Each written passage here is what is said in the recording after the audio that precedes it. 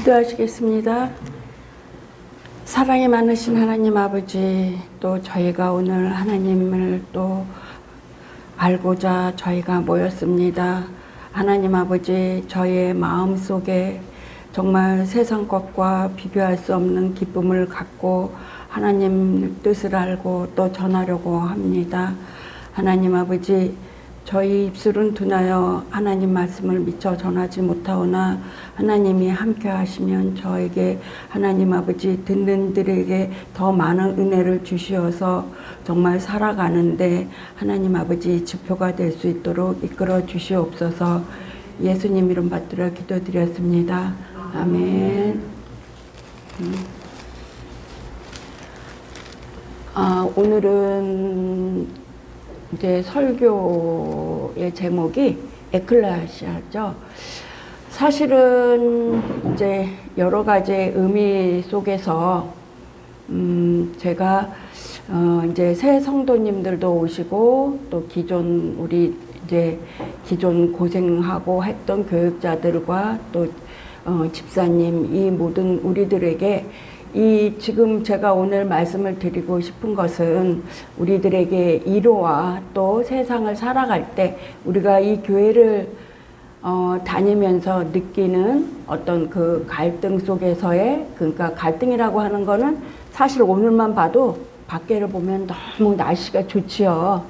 지금 뭐 축제다 뭐다 해서 기름 미어 터지고 사실 그 시간을 우리가 하나님을 알고자 하는 이 모인 이 자리가 정말 하나님이 받으시는 그 자리에서 우리의 마음은 어떠해야 되는가, 그리고 세상 사람들이 그렇게 산으로 둘러가는 그 시간 속에서 우리가 하나님을 생각하게 된 이 뜻깊은 하나님의 뜻이 우리에게는 어떤 의미인가, 교회라는 이 장소와 또 우리가 하나님이 이끄시는 이 교회를 생각해 보면서 한번 생각해 보려고 합니다.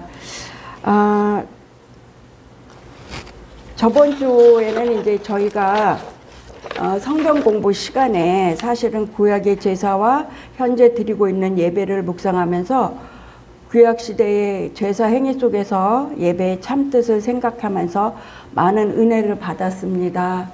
사실 저희 거인의 정원에 저희가 뭐라 그러나 저희의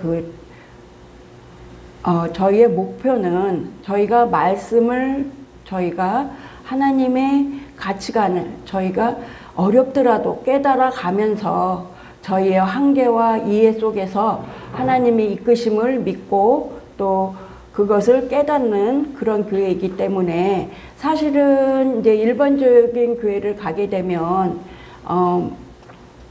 저희가 이제 그냥 이분들에게 사실 제가 예전부터 이제 느꼈던 고민들이 있거든요. 새신자들 특히 하나님을 잘 모르는 사람들에게 이 교회를 어떻게 설명해야 되며 앞으로 이 성도로서의 길을 어떤 마음으로 가야 되는가, 이것을 얘기하고자 할 때 사실 저의 마음에서는 부담부터 갔어요. 왜냐하면 하나님이 그들을 이끄신다는 그 미분보다는 저의 그 마음 속에서 이분들이 과연 이 신앙생활을 잘 할 수 있을까?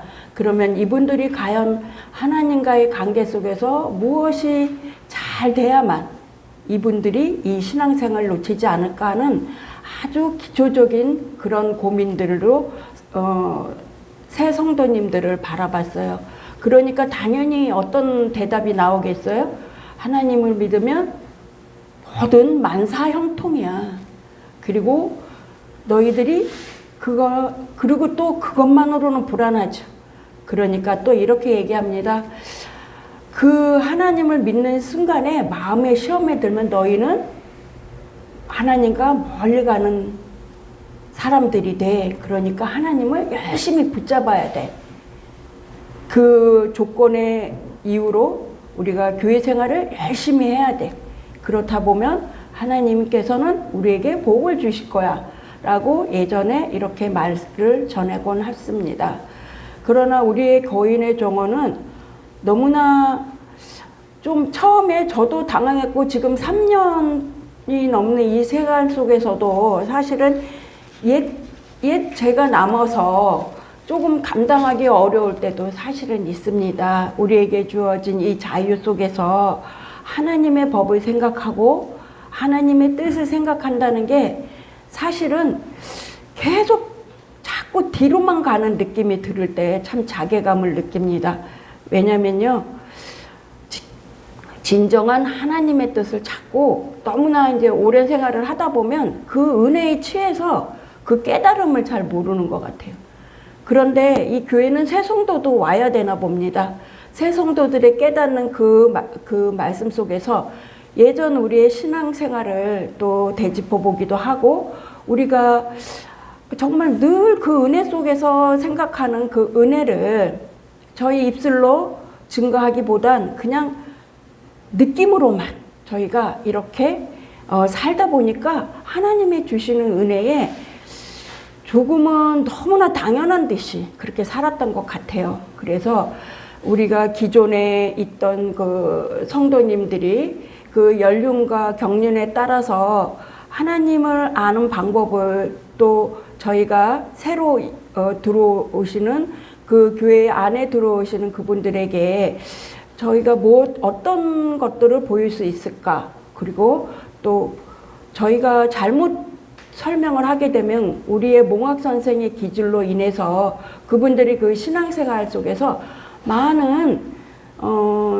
착오를 일으키게 되더라고요. 그래서 사실 저는 굉장히 요즘 많은 묵상을 하게 됐어요. 그래서 우리 성도님들 정말 말씀에는 없어요. 그러니까 사실은 제가 얘기하는 그런 것들 속에서 성도분들이 직접 성경을 찾아서 궁금해하는 부분들을 직접 찾아보고, 또 그 인도하심을 지금 말씀을 가르쳐 주시는 그 우리 리더인 우리 목사님이나 또 저희가 좀 부족하지만 또 몇 년 동안 쌓아온 그 말씀 속에서 또 이렇게 뭐라 그러나, 이렇게 짝을 맞춰 본다 그러나요? 그러나 절대 남에게서 들은 걸로만 우리가 해소하게 되면은 그 살아있는 생명이, 하나님의 말씀이 저희 삶에 녹아내리기가 쉽지 않아요. 그래서 어쨌든 이것도 성경의 비밀입니다. 우리가 성경을 궁금해하거나 그리고 또 그것을 알려고 하지 않으면 저희에게도 하나님은 비밀로 남겨두세요. 참 이 어려운 과정을 우리가 가지만, 또 우리가 선배로서 또 말할 수 있는 것은 하나님이 주시는 평안을 우리가 느낄 수 있다는 겁니다. 새로 오신 분들, 하나님이 주시는 평안을 느껴보고 싶지 않으세요? 그죠? 그래서 우리의 선대들을 보고, 또 우리가 성경에서 말씀 속에 비춰진 믿음의 사람들을 보고, 또 실패하는 사람들의 모습을 보면서 과연 하나님의 뜻은 어디였을까 하는 그런 것들을 우리가 고민하는 성도들로 성장하기 바랍니다. 오늘은 이제 예배 드리는 이곳 교회 장소와 교회의 의미를 묵상해 보는 시간으로 함께 나누고자 합니다. 교회라는 단어가 구약에서는 히브리어로 칼이라는 단어가 있습니다. 칼. 사실 그냥 흘려들었어요. 왜냐하면 우리가 교회는 지금 다니는 이곳이 교회였다고, 교회이니까요. 그리고 교회하면 생각나는 것들이, 성도님들은 무엇을 생각하시나요? 교회하면 생각나는 곳. 교회하면 생각나는 어떤 형체.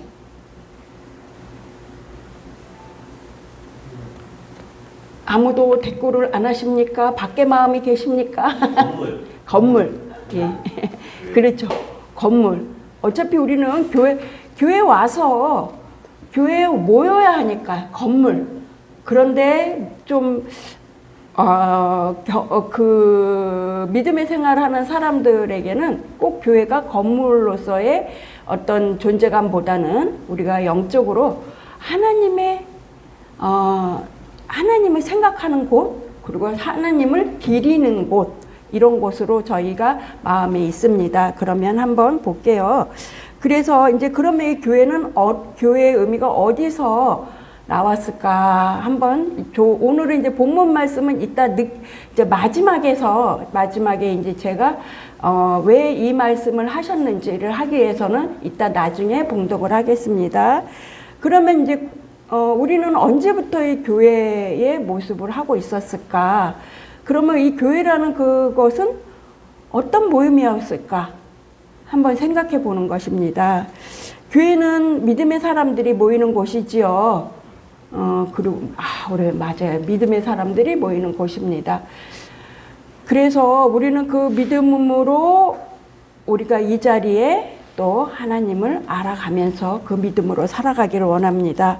그런데 이제 좀 더 교회에 대한 그 개념이나 우리가 확신을 하기 위해서는 우리가 예전에 이제 그 성경을 다시 돌아가자 보면 구약의 첫 번째 시작이 뭐였죠?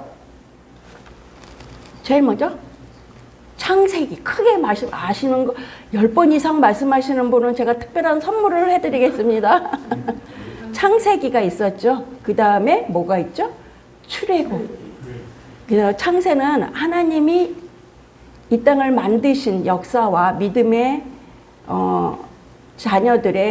자녀들과 믿지 못하는 자녀들의 아주 그 조상들을 딱 보여주십니다. 그런데 그 창세기의 마지막 쪽으로 가다 보면 이제 뭐가 나오냐면 이제 마지막과 또 출애굽의 시작을 보면 출애굽이라는 건 무엇이죠? 애굽을 떠난다는 의미입니다.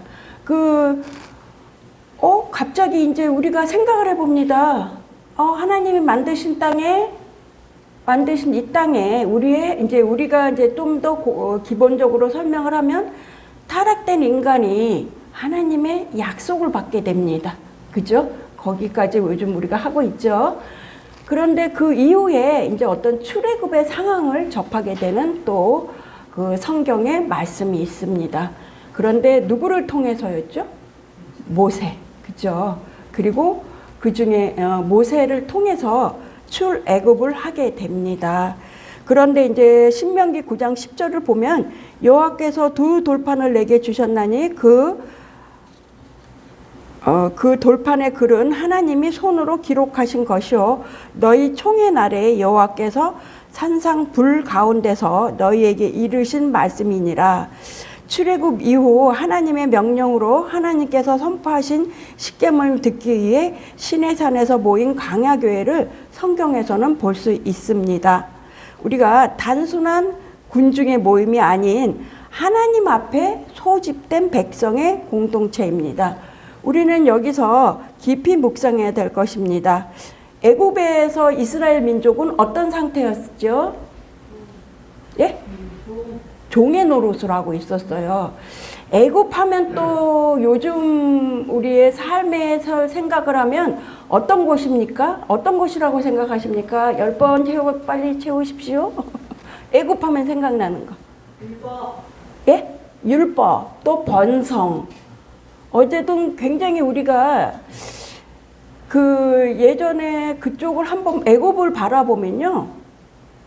거기에서 굉장히 우리의 애굽으로 간 우리의 믿음의 후대들이 거기에서 점점 번성해지자 그것을 알지 못하는 왕들이 이제 핍박하기 시작했어요. 우리보다도 더 많이 번성하네? 그러니까 어떻게 됐습니까? 핍박을 하면서 그들을 굉장히 고난에 빠뜨렸어요.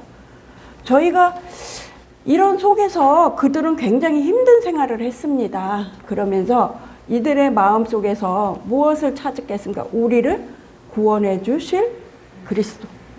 그리고 하나님을 찾았겠죠. 그래서 모세가 부름을 받고 그들을 이제 이끌었습니다. 그래서 하나님이 모세를 보내셔서 불러내셨는데 홍해를 건너고 광야로 인도하셨습니다. 낮에는 구름 기둥, 밤에는 불 기둥이셨고 또 배고프면 만나도 주셨고 또 목마르면 반석에서 물을 주셨습니다.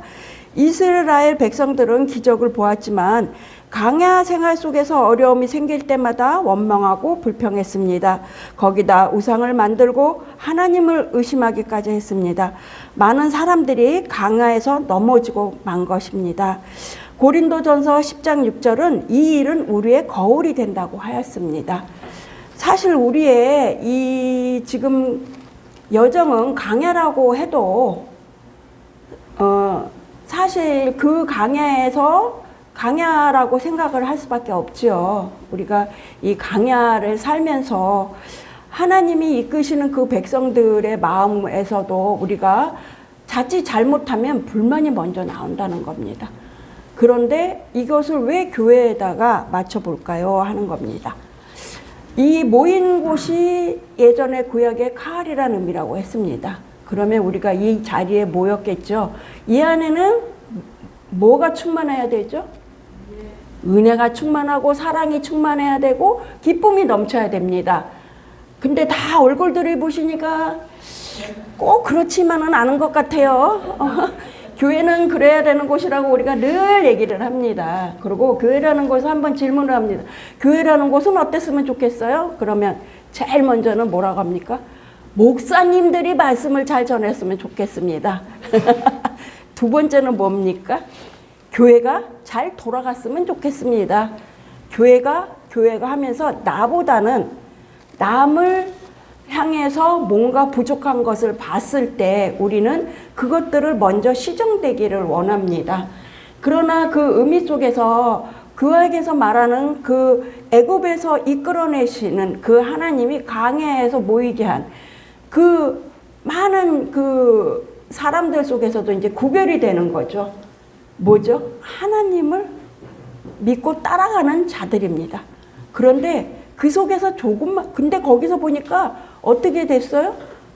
이끄실 때 불기둥으로도 밤에는 불기둥으로, 구름기둥으로, 그리고 낮엔, 나도 헷갈립니다. 그런데 어쨌든 이 어려운 상황에서 하나님은 우리에게 보이셨다는 겁니다. 그러나 그 백성들의 의미는 어떤 거였죠? 불평, 불만. 그리고요, 이 성경을 보면 너무나 재밌어요. 뭐라 그러냐면 그 종로를 탈 때 얼마나 많은 매를 맞고 많은 힘든 경험을 했습니까? 그런데 뭐라 그러는지 알아요? 이 좀 나와서 좀 안 보이니까 뭐라 그래요? 그때 그 먹었던 고기가 이빨에 그때 그래서 사실은 저희가 어려웠던 상황 속에서 하나님을 찾게 되는 거는 맞아요. 그러나 우리의 삶 속에서 그 어려움과 충만함이 나일 때 과연 하나님께 우리가 이 영광을 올리려고 했을까 하는 질문은 다시금 생각해 봐야 되는 것 같아요. 우리는 참 성경에서도 보면요, 하나님은 우리에게 복을 주신다고 하셨잖아요. 근데 두 분류가 있더라고요. 자기들 멋대로 사는 이들, 또 구원의 때 사용되는 사람들. 우리가 성경을 보면서 이런 구별적인 사람들을 보면 또 우리 바벨탑 사건들도 있죠. 우리의 복으로 과연 우리는 무엇을 쌓으려고 하는가? 그리고 우리는 우리의 말씀을 갖고 도대체 어디에 쓰려고 하는가? 우리가 말씀을 깨닫게 됐습니다. 저번 주 다른 날은 기대도 하지 않겠습니다. 우리가 저번 주에 이 말씀을 갖고 다른 사람들에게 한번 전해보신 분 큰 소리로 네 한번 해주시기 바랍니다. 왜 조용하신가요? 사실 저도 그래요. 왜냐면 하나님은 땅끝까지 전하라고 하셨잖아요. 우리가 그 열매를 맺고 말씀을 듣고 묵상하는 이 상황 속에서 우리의 삶의 변화가 시작되고 그것이 충만하게 하나님과 충만할 때 하나님은 저희에게 입을 열게 하십니다. 때로는 괴로운 상황도 있습니다. 이 말을 전했을 때, 이 복을 전했을 때 사람들이 싫어할 수 있고 이 관계가 끊어질 수도 있을 때 그것을 전해야 될 때가 오게 되는 것입니다. 그러나 하나님이 이끄시는 그 속에서 우리의 담대함과 하나님이 성령이 하시는 그 역사 가운데서 우리가 입을 열게 되는 것입니다. 그러니까 걱정도 염려도 없습니다. 아직은 우리의 때가 아닌가 보죠. 그래서 그 전에는 굉장히 우리가 열심히 말씀을 보고 또 고민을 해봐야 됩니다. 우리가 낮에는 구름기둥, 밤에는 불기둥, 또 배고프면 만나, 목마르면 반석에서 물을 주셨다. 이 부분은 어떻게 생각하십니까? 우리에게 정말 우리의 그 필요를 외면하셨습니까? 광야에 있을 때? 아니죠. 그런데 좀 아쉬운 거죠. 만나의 특성을 보면 그 다음날 싹 사라져요. 그죠? 그래서 참, 그리고 우리의 갈 길이 하나님이 이끄시지 않으면 우리가 볼 수가 없는 그 길을 가게 됩니다. 그래서 우리는 낮에는 구름기둥, 밤에는 불기둥이라는 것은 뭐냐면 우리가 하나님이 이끄시는데 우리가 그것을 바라보지 않는다는 것입니다. 그래서 우리가 그 바라볼 때 정말 그 기적이지 않습니까? 우리는 예전에 아주 고대의 이야기다라고만 할 것입니까? 아니면 그 말씀을 믿는 대로 간다고 합니다. 저희가 이제 어느 이제 저희 남편과 이제 뭐 건물을 좀 보게 됐는데 너무 생각보다 싸요. 그러니까 애기 아빠가 이렇게 얘기하더라고. 여기서 혹시 사람 죽은 거 아니야? 그래서 싼 거 아니야? 그래서 제가 믿는 대로 된대 이랬어요. 여기서 사람이 죽었든 안 죽었든 그 사람의 죽음에 대해서 그 두려움을 갖지 말라. 거기에 뭔가 귀신이 씌었다 뭐 이런 생각을 한다 이런 겁니다. 근데 저희의 믿음에서는요. 어려움 속에서도 하나님이 우리에게 어떤 것을 보여주십니까? 구름기둥, 불기둥. 이것을 아마 믿으신 분들은 아멘으로 답을 해주시기 바랍니다. 예. 지금 몇 분 안 하셨습니다. 도저히 안 믿어지죠? 불기둥, 구름기둥. 그래서 우리 이제 보면 아십니다. 하나님을 믿기만 하시면 하나님은 그것을 보여주십니다. 그런데 우리가 참 우리의 그 믿음이라는 게 얼마나 참 나태하고 그런지 모세가 하나님의 말씀을 받으러 갈 때 어떻게 했죠? 우상을 만들었어요. 기다리지 못하는 거예요. 우리가 하나님 뜻을 기다리지 못합니다. 우리 새로 믿게 된 분 어떤 마음을 가지셔야 된다고요? 안 믿어줘도 입술로도 하나님은 나의 길을 이끄시는 분이야. 그래서 그것들을 보여주시는 분이고 그래서 나는 내 마음에 이럴까 저럴까 우상의 의미는 또 다음 시간에 또 하겠습니다. 그러면서 내가 충족하고자 하는 그것들을 내 앞에 세우고 싶지 말아야 되는 게 믿음인가 봐. 요 정도까지만 해도 우리가 큰 은혜를 받을 거라 생각합니다. 그래서 신약에서는 교회라는 단어를 헬라 에클레아샤로 밖으로 부른다는 뜻으로 의미로 불러낸 자들의 모임이라는 의미를 갖고 있습니다. 우리가 얘기했던 아까 뭐였죠? 구약시대의 칼과 에클레시아가 비슷한 의미죠. 그런데 거기에서는 강야 생활할 때 모였던 것이죠.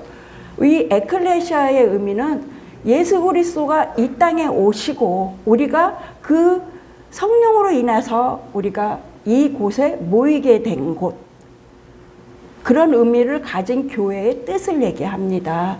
우리가 불안정한 우리의 삶과 불안정한 사회생활에서 우리는 예수 그리스도를 통해서 우리를 구원해 주실 거라는 그 믿음으로 만나는 곳이 교회입니다.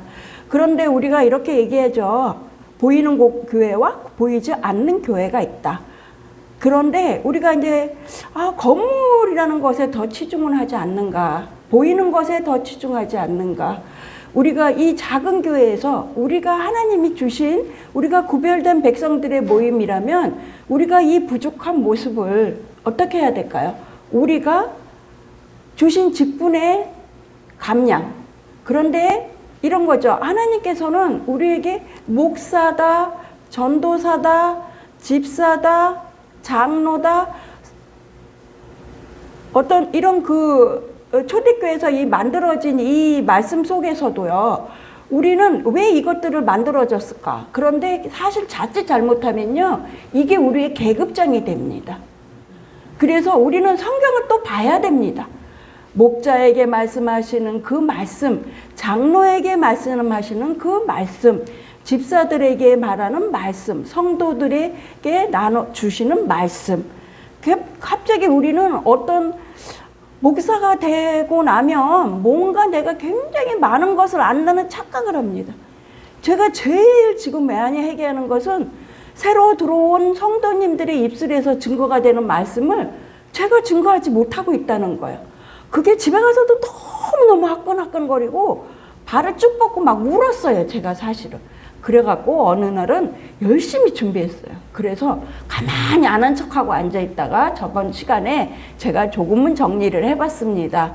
너무나 당연하고 너무나 우리가 몇 년 동안 익혔던 그 말씀을 통해서 지금 막 온 그 성도님들의 깨달음이 저희에게는 더 울림과 또 우리 목사님의 그 이끌어 주시는 그 말씀 속에서 저는 좀 감당이 사실은 목사님이 저에게는 좀 부담이에요. 왜 그런지 아세요?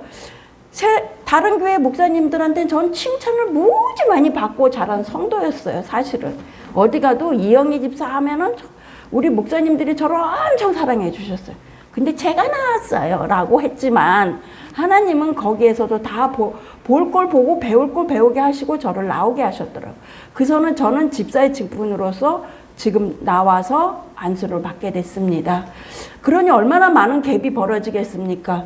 목사의 삶도 전도사의 삶도 살아보지 못한 상황에서 갑자기 목사가 되고 나서 보니까 예전에 제가 그 교회 그분들에게 했던 그 불평과 불만들이 아니 왜 목사가 저래? 아니 왜 장로가 저래? 네, 집사니까요. 건설까지는 제가 뭐라고 할 수 있지 않습니까? 건설은 왜 그래? 이렇게 하면서 제가 의롭다는 식으로 늘 얘기하고 살았습니다.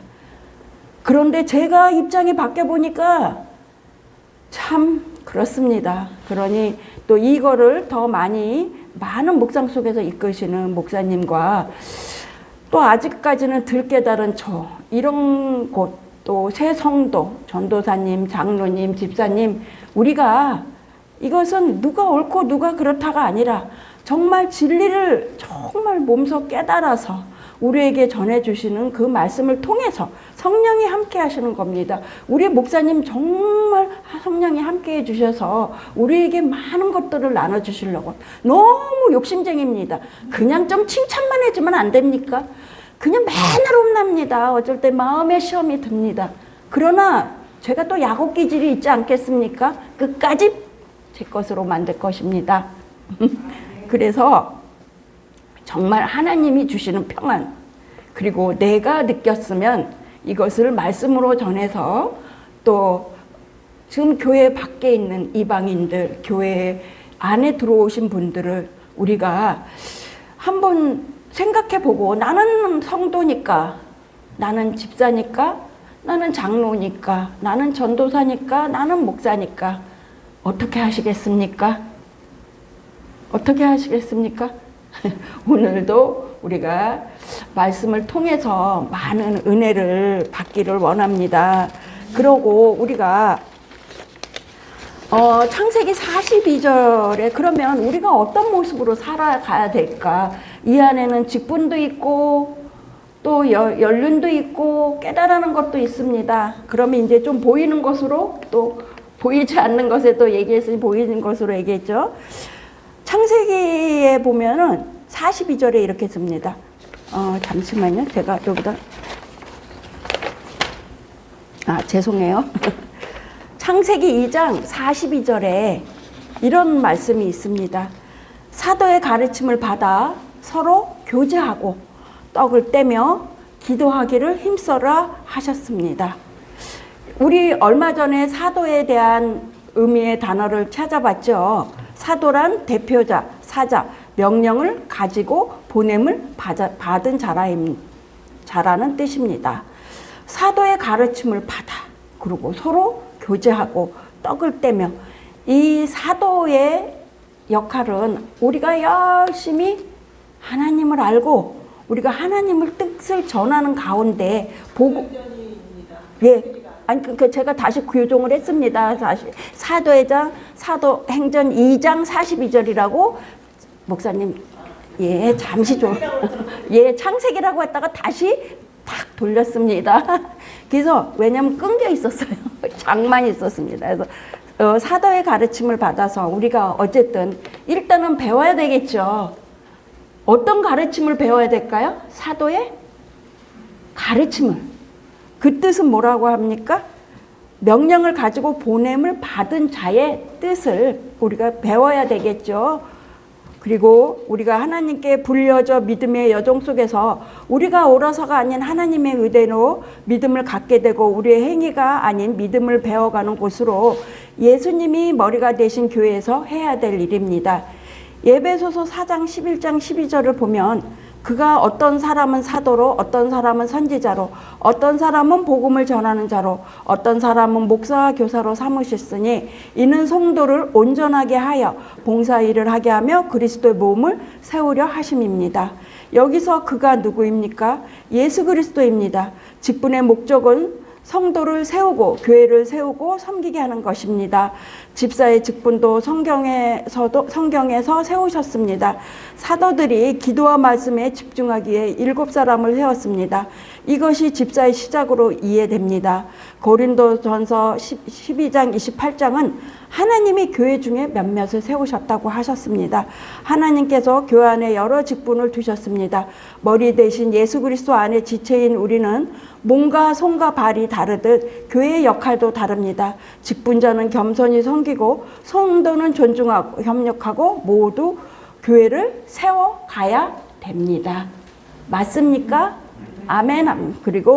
그래서 오늘 말씀을 주신 본문 말씀을 읽으면서 이 시간을 마무리하고자 합니다. 에베소서 1장 22절 시작. 또 만물은 그 발 복종하게 하시고 그를 만물 위에 교회의 머리로 삼으셨느니라. 교회는 그의 몸이니 만물 안에서 만물을 충만하게 하시는 이의 충만함이니라. 아멘.